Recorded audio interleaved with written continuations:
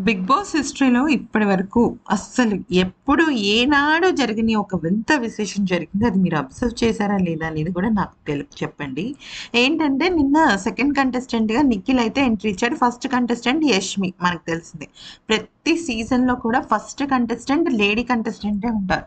ఆ కంటెస్టెంట్‌కి చాలా వాల్యూ కూడా ఎక్కువ ఉంటుందన్నమాట.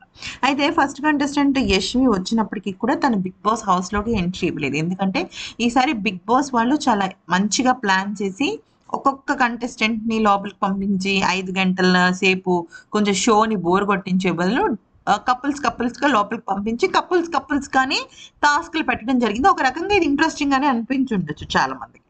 అయితే ఏంటి బిగ్ బాస్ రికార్డ్స్‌ని నిఖిల్ ఎలాగా మార్చేసాడంటే ప్రతిసారి కూడా బిగ్ బాస్ హౌస్‌లోకి మొదట ఒక కంటెస్టెంట్‌గా అడుగుపెట్టేది లేడీనే.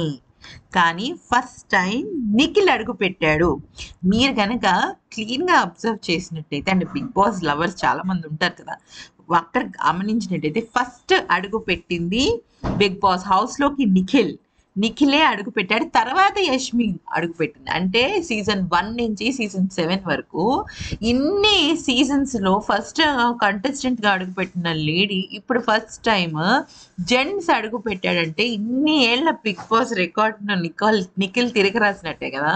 సో, నిఖిల్‌కి చాలా ప్రత్యేకమైన ఒక ఇది ఉంటుంది. ప్లస్ నిన్న ఎపిసోడ్ మొత్తం గనుక చూసుకున్నట్టయితే నిఖిల్ చాలా డిగ్నిఫైడ్‌గా, చాలా ఫెయిర్‌గా ఉన్నాడు. నిఖిల్ మాత్రమే కాదండి.